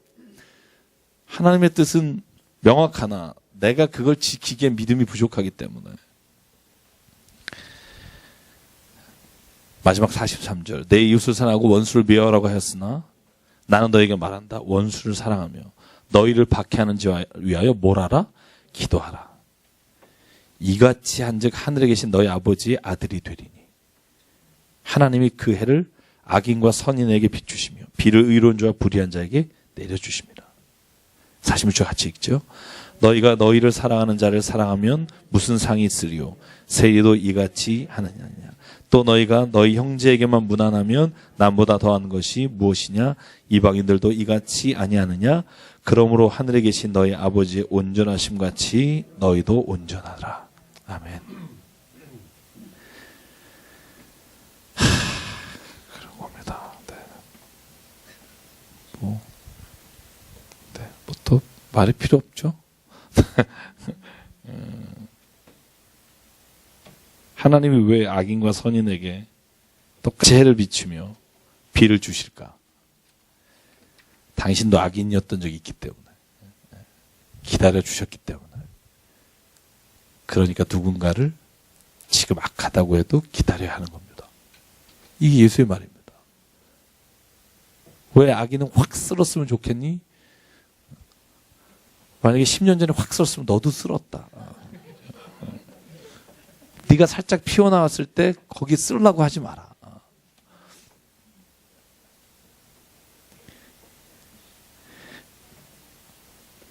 그래서 6장에 이어지는 말씀은요. 구제, 기도, 금식 세 가지 주제. 이 주제는요. 가장 유대인들에게 중요한 규제입니다. 가장 중요한 법입니다. 가장 중요한 율례입니다. 이것에 대해서 예수께서 새로운 해석을 주시는 겁니다. 자, 보십시오. 산상수는요, 완전히 새로운 해석이에요. 율법을 새로 다른 걸 주는 게 아니라 기존에 있는 해석, 율법을 하나님의 뜻을 따라 해석하는 거예요. 그래서 우리는 이걸 새 계명이라고 합니다. New Covenant. 하나님이 새로운 계명을 주셨다. 율법을 따로 주신 게 아니라 하나님이 우리로 하여금 이 율법을 어떻게 하는 것이 진짜 하나님의 뜻에 맞게 사는 건지를 주신 건데 그 중에 하나가 구제입니다. 오늘 뭐라고 말합니까? 1절, 2절, 3절 같이 읽죠. 시작. 사람에게 보이려고 그들 앞에서 너의 의를 행하지 않도록 주의하라. 그리하지 아니하면 하늘에 계신 너희 아버지께 상을 받지 못하느니라. 그러므로 구제할 때 외식하는 자가 사람에게서 영광을 받으려고 회당과 거리에서 하는 것 같이 너희 앞에 나팔을 불지 말라. 진실로 너에게 이르노니 그들은 이미 자기 상을 이미 받았느니라. 너는 구제할 때 오른손이 하는 것을 왼손이 모르게 하여 내 구제함을 은밀하게 하라. 은밀한 중에 보시는 너희 아버지께서 갚으시리라. 아멘. 자, 똑같은 문구가 반복되는데요. 제가 여러분에게 그거만 체크해 볼게요. 첫 번째는요. 2절에 보면 마지막에 자기 상을 받았느니라 돼 있죠. 그죠? 보셨죠? 5절 마지막에 뭐라고 돼 있죠? 그들은 자기 상을 이미 받았느니라. 자, 또 볼까요? 16절 맨 마지막에 뭐라고 돼 있죠? 그들은 자기 상을 이미 받았느니라. 자, 구제와 기도와 금식에 예수님께서 하시는 말씀은 뭐냐 하면 율법에 나와 있는 대로 한다고 하면서 그들이 사람에게 보이려고. 자, 1절에 나오죠. 사람에게 보이려고 나오죠. 5절 볼게요. 중간에 뭐가 나오죠? 그들은 누구에게 보이려고? 사람에게 보이려고. 자, 16절 중간쯤 뭐가 나오죠? 그들은 사람에게 보이려고. 자, 두 단어가 핵심적으로 연결됩니다. 자, 구제나 금식이나 기도에 있어서 사람에게 보이려고 행한 모든 것은 이미 자기 상을 받았죠. 그죠? 그 예수님이 세 개를 비교하는 겁니다. 자, 구제할 때 다른 사람 다 보게 그냥, 야, 내가 얘를 돕는다 하는 것 이미 장의상을 받은 겁니다. 기도할 때, 길거리에 서서, 내가 저 이방인과 세리들과는 다르게 하나님 나에게 복을 주니 감사합니다 하는 자는 이미 자기 상을 받은 겁니다. 금식하면서 티내면서 머리가 빠지고 그냥 기름때가 쫙쫙 흐르게 하고 막 온몸에 막 누추하게 기도하면 이미 그는 자기 상을 받은 겁니다. 그리고 나서 그 반대를 예수님이 말하는데 뭐라고 말하냐면요. 그러므로 너희는 구제할 때 어떻게 하라? 성경 한번 볼까요? 대꾸되는 절이 있습니다. 대꾸되는 말씀이 있는데요. 3절 오른손이 하는 것을 왼손이 모르게 하라. 그러면 4절 은밀한 중에 보시는 하나님께서 갚으시리라. 6절 하반절 볼까요? 6절 뒤에 보면 뭐라? 은밀한 중에 보시는 내 아버지께서 갚으시리라. 18절 맨 뒤에 볼까요? 뭐라고 나오죠? 은밀한 중에 보시는 내 아버지께서 갚으시리라. 패턴이 똑같아요. 패턴이. 자, 그러면요. 예수께서 원하시는 윤리적인 근거가 뭐냐 하면 다른 사람에게 보이기 위해서가 아니라 자기가 이미 그 영광과 상을 받기 위해서가 아니라 우리가 행동하는 기준이 어디에 있어야 하냐면 하나님이 어떻게 보실까에 관심이 있어야 하고 하나님께 영광을 돌리는 게 관심이 돼야 합니다. 이게 오늘 예수님이 말씀하시는 기도나 금식이나 구제에 있어서 가장 중요한 초점입니다. 그런데 이건 어떤 사람들만이 가능한가? 잘 들으십시오. 이 땅에 관심 있고 초점 있고 사람에게 명예를 얻거나 사람에게 칭찬받으려고 하는 사람은 결코 일을 못한다는 거예요. 왜? 미치니까. 알리고 싶어서. 여러분, 우리가 그렇잖아요. 우리가 잘하는 건 CCTV로 촬영해서 보여줬으면 좋겠고, 우리가 잘못한 건 제발 촬영 안 됐으면 좋겠는 게 우리잖아요. 그죠? 그러니까 어떤 사람이 이 일을 할 수 있느냐? 오늘 예수님이 하는 게 이 말씀입니다. 그건 누가 할 수 있냐면, 이 땅이 끝이 아니라 하나님의 나라를 믿는 자. 하나님께서 그것을 보시고 그 보신 대로 응당한 복을 주신다고 믿는 자. 그 사람은 이 모든 일을 자기가 타인에게 보이지 위해서가 아니라 보이지 않아도 할 수 있는 힘이 있다는 겁니다. 여러분, 그래서 우리가 이걸 기준으로 따져보면 참 못 미치는 사람들이잖아요. 그죠? 제가 늘 말하지만 우리가 모여서 밥 먹거나 남자분들 술자리에 가서 이렇게 얘기하실 때 얘기의 대부분이 뭐예요? 내가 이런 거 했다예요. 가만히 얘기 정리해보면 나 요즘 잘 나간다. 내 애가 오늘 요번엔 뭐 했다. 그죠? 사람이 본질적으로 자기 자랑하고 싶은 존재예요. 이건 어쩔 수 없는 겁니다. 어쩔 수 없는 거예요. 그런데 그것을 잘하는다고 박수 쳐주지 말라는 거죠. 성경의 말에 의하면 그것을 자꾸 드러내려고 할 때 그때 무슨 유혹이 있냐면 내가 삶에서 주인이 되는 욕심이 있다는 거예요. 내 삶의 모든 것이 내 힘으로 됐다고 하는. 그래서 하나님이 오늘 예수님께서 말씀하신 게 뭐냐면 삶의 모든 것이 네가 진짜 한 거니? 라고 질문하시잖아요. 여러분, 그 질문이 성경에 나옵니다. 네가 진짜 네 힘으로 그걸 했다고 생각하니? 성경은 말하죠. 우리가 한 모든 일들은 다 하나님이 우리를 통해서 하신 일이라고 믿으라는 거예요. 내가 재주가 좋아서 떼돈을 번 게 아니라 하나님이 나에게 기회를 주셨고 그 기회가 맞아서 내가 돈을 벌었다는 거.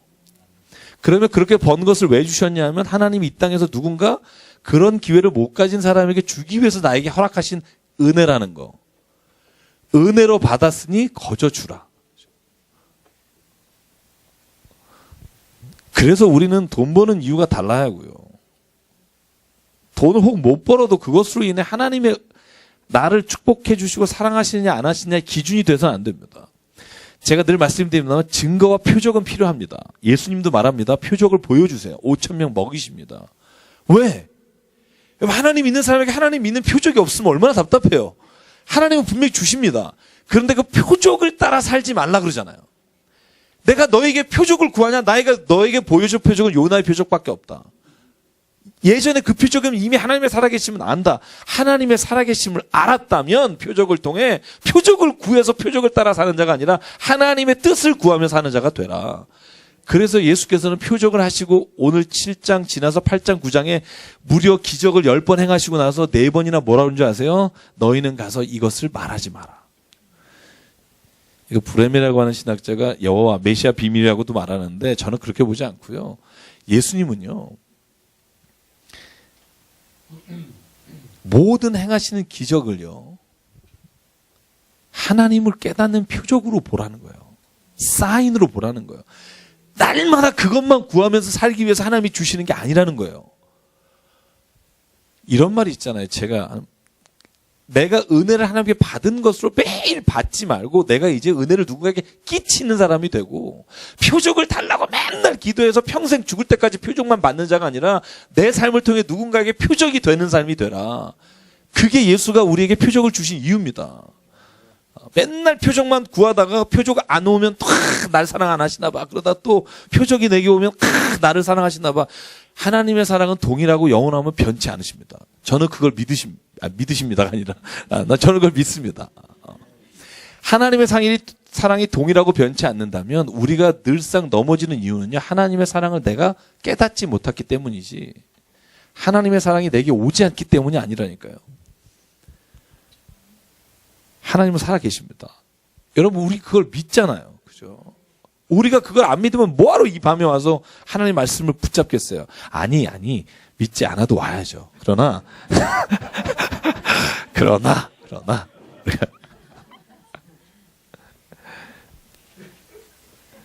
그래서 예수께서 말합니다.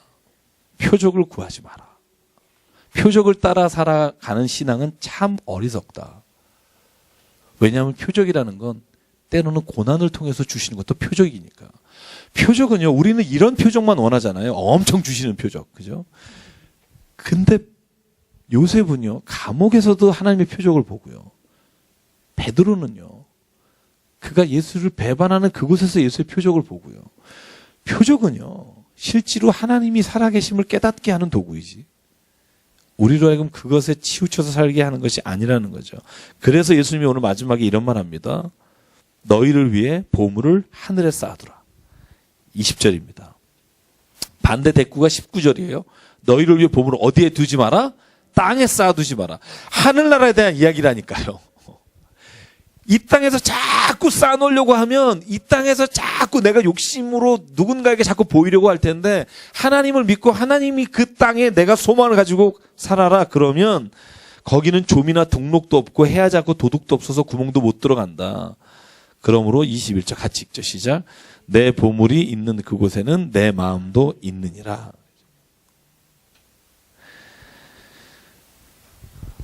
여러분의 돈 있는 곳에 여러분 마음이 있다. 그죠?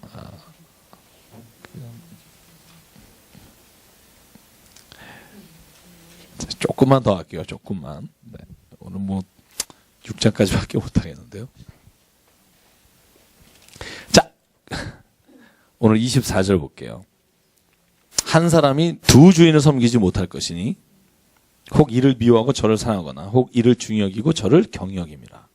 너희가 하나님과 재물을 겸하여 섬기지 못하느니라.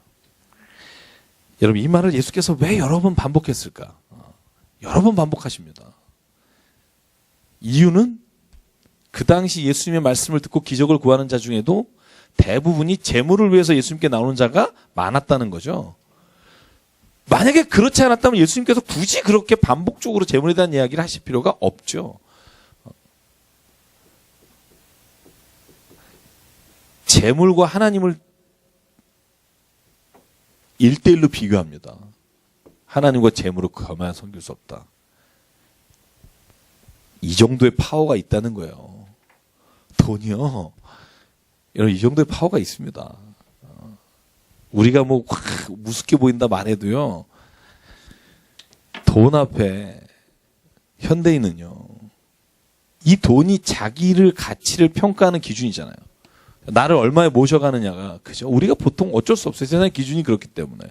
그런데 착각하지 마라. 하나님의 나라는 절대 이 기준으로는 갈 수 없다. 재물을 섬기지 마라. 재물을 부려라. 하나님은 섬기고 재물은 사용해라. 재물을 섬기는 사람이 있습니다. 그것처럼 불행한 게 없습니다. 하나님을 섬기면 재물이 얼마큼이든 어느 정도든 하나님께 그 재물을 내가 사용할 수 있도록 감사하면서 가면 그 재물이 나에게 축복하신 재물이고요. 저는 그 재물로도 이 세상 사는데 충분하다고 생각합니다. 중립적 가치라고 돈을 말하는 사람이 있습니다. 돈 자체가 악한 건 아닙니다. 그렇죠? 돈이 많다고 나쁜 사람이고 돈이 적다고 좋은 사람이 아닙니다. 그런데 이 중적 가치가 가지고 있는 한계는 위험성입니다. 여러분, 핵은요, 물리학자는요, 핵이 위험하다고 말하지 않습니다. 왜냐하면 핵은 물리학적인 가장 위대한 발명 중에 하나입니다. 그런데요, 현대를 걱정하는 학자들은요, 핵 자체가 위험하다고 말할 수밖에 없습니다. 그 사이에 갈등이 있는 거잖아요. 그죠? 어느 가치를 먼저 인정할 거냐? 우리가 핵발전소를 세워서 많이 세워서 우리가 편안하게 전기를 공급받고 싼 연료를 공급받는 거 여기에 두면 핵은 참 좋은 거죠. 발전소는. 그런데 우리가 체르노빌이나 일본에서 일어난 사건들을 보면서 야, 이건 진짜 한순간에 우리 후학할 수 있다. 이거 훅 간다. 이렇게 말하는 사람이 잘못된 게 아닙니다. 말 못하게 하는 게 잘못된 거지. 이 둘은요, 저는요, 충분히 얘기해야 됩니다. 충분히 토론하고, 왜? 우리가 조금 더 힘을 들여서 애써서 전기를 쓸 거냐, 위험을 담보하고도 싸게 쓸 거냐, 이건 가치의 문제거든요. 이 가치의 문제를 같이 살아가는 이 세상에서 같이 이야기를 나누지 못하면 누가 이야기를 나눕니까? 그런데 우리는 말할 기회조차도 못 가는 경우가 많죠. 그런 것들이 일방적 가치에 의해서 움직이는 거고요. 제가 얘기 왜 드리냐면요. 여기에 재물과 하나님도 마찬가지입니다. 우리는 하나님과 재물을 겸해 섬기지 않는다. 성경은 읽어요. 죄송한 말씀이지만 성경을 그냥 읽어요. 이걸 진짜 심각하게 내가 재물과 하나님 사이에서 진짜 어느 걸 중심으로 내 인생의 신앙이 잡혀가고 있냐를 정말 봐야 합니다. 저도 뼈저리게 본 적이 있고요. 지금도 그것 때문에 싸우지만 그걸 보지 않고 내가 진짜 하나님 믿는다고 나는 재물은 아무렇지도 않아 라고 말하지만 실제로 모든 삶의 기준이 여기에가 있습니다. 신마거나 낙심할 때 왜 낙심이 와요? 하나님이 안 보여서 낙심하는 사람 저는 본 적이 없습니다. 돈이 떨어져서 낙심하지. 하나님이 안 보여요. 저는 그러면서 낙심하지 않고요. 인생에 떨어지거나 아니면 물질을 잃거나 세상에서 모든 것을 잃었을 때 하나님을 의심하지. 그러니까 스스로 속이는 자가 되지 말아야 합니다. 스스로 하나님 말씀 앞에 서야 합니다. 내가 진짜 나 자신도 속이는 경우가 얼마나 많은데요. 저는 그런 저를 너무 자주 보기 때문에. 그래서 하나님 앞에 서야 합니다. 다른 사람은 아무 의미가 없습니다. 저는 제가 교회를 목회하고 있지만 다른 사람이 나를 어떻게 보느냐는 글쎄 조금 중요하긴 하지만 저는 하나님 앞에가 제일 중요합니다. 왜냐하면 나는 결국 그분들과 합의해서 하늘나라 가는 게 아니고요. 여러분 교인들과 합의해서 대다수의 중요한 사람들 가는 게 아닙니다. 나와 하나님과의 관계에서 가는 겁니다. 저는 그걸 믿기 때문에 주변의 사람들이 중요하지 않습니다. 내가 오늘 하나님 앞에서 재물과 하나님을 겸하여 섬기는 거 있는가? 아니다. 나는 재물을 더 섬긴다. 여러분 이걸 내가 스스로가 알 때 하나님 앞에 무릎 꿇을 수 있고요. 애통할 수 있고요. 애통할 때 그때 하나님의 나라가 이미 임합니다. 왜냐하면 내가 그때 진짜 비로소 믿음이 있기 때문에. 그러므로 그 다음에 나오는 말이 염려하지 말랍니다. 무엇을 입을까 먹을까 이것이 우리의 늘 염려잖아요. 그래서 재물의 요해가 되잖아요. 제가 지난번에도 말씀드렸지만 염려하지 말라가 계획하지 말라는 말은 아니라니까요. 아무 생각 없이 살라는 게 아닙니다. 계획을 하고 최선을 다해 살지만 그것이 염려하여 동록이 되어 나를 좀먹지 말게 하라는 겁니다. 염려를 왜 합니까? 하나님을 의지하지 않기 때문에. 여러분 염려하다라는 말이 5번 나와요. 25절부터 34절까지. 25절 염려하지 말라. 27절 누가 염려함으로. 28절 위하여 염려하느냐. 31절 그러므로 염려하여 이르기를. 34절 내일 위하여 염려하지 말라. 왜 이렇게 강조할까? 염려하는 거죠. 예수님 옆에 있는 제자들도 염려하는 겁니다. 그러니까 예수님이 말하는 겁니다. 너 내가 이렇게 믿었지 않니? 염려하지 마라. 하늘에 계신 아버지가 들에 핀 백합화나 하늘을 나는 새도 먹이시는데 하물며 너희를 먹이지 않겠니? 염려하지 마라. 우리가 생각하는 만큼 누리고 살지 못할 때까 봐 염려하는 거지. 우리가 먹을 것이 없어서 죽을까 봐 염려하는 사람은 제가 볼 때 요즘 별로 없습니다. 남들만큼 못 먹는 것 때문에 염려하지. 내가 새 끼를 못 먹을까 봐 염려하는 분은 별로 없습니다. 예수께서 우리에게 말하는 겁니다. 그러면 족한 줄로 알라. 그 나머지는 다 덤이다. 나를 위해서가 아니라 내가 무엇인가를 위해 쓰게 하시기 위해 주신 것이다. 저는 염려하지 말라는 이 말씀이 진짜 저와 여러분에게 마음속에 이렇게 확 오늘 박혔으면 좋겠습니다. 염려하지 마십시오. 하나님이 함께 하십니다. 세상에 어떤 것도 염려하지 말고 두려워하지 마십시오. 여러분 성경에 나올 때 두려워하지 말라, 염려하지 말라와 연결된 단어가 하나 있습니다. 뭔지 아십니까? 믿음입니다. 믿음이 없는 자가 두려워해요. 믿음이 없는 사람이 염려합니다. 믿음이 있는 사람은 염려로부터 우리 스스로를 지킬 수 있다는 겁니다. 오늘 10장까지는 하고 싶었으나 오늘 6장까지만 해야겠습니다. 산상수는 또 워낙 중요하기 때문에 또 산상수훈을요 중요하지만 읽으면서 깊이 묵상하거나 그럴 기회가 별로 없는 것 같아요. 제가 이번에 산상수훈을 준비하면서도 그런 생각을 정말 많이 했고 산상수훈은요 정말 예수님의 핵심 가치입니다. 우리가 군데군데 읽으면서 막 기적 네가 믿음이 없기 때문에 기도하지 않아서 이런 능이 일어났지 않다 이런 말씀만 붙고 막 기도 붙잡고 막 방향도 없이 목적도 없이 기도하는 분들이 있는데 여러분 예수님이 말씀하시는 가치를 붙잡고 기도해야 합니다. 그게 진짜 기도입니다. 그렇게 변해야 됩니다. 그게 진짜 그리스도인입니다. 여러분 그런 확신을 가지고 성경을 보고 믿음길을 걸어가야지. 그러지 않으면요 꽁자는 게 매라고요. 우리가 그냥 좋은 대로만 가게 되고요. 저와 여러분에게 별로 유익하지 않습니다. 그래서 다음 주는요.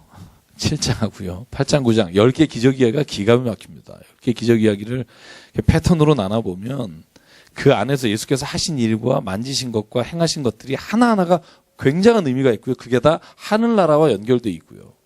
그것이 9장 마지막 절에 구체적으로 단어로 나옵니다. 그래서 제가 이번에 읽으면서 참 많은 것들을 하나님께서 제 안에 이렇게 깨닫게 하시고 회개하게 하신 게 많은데 다 같이 회개했으면 좋겠습니다. 네.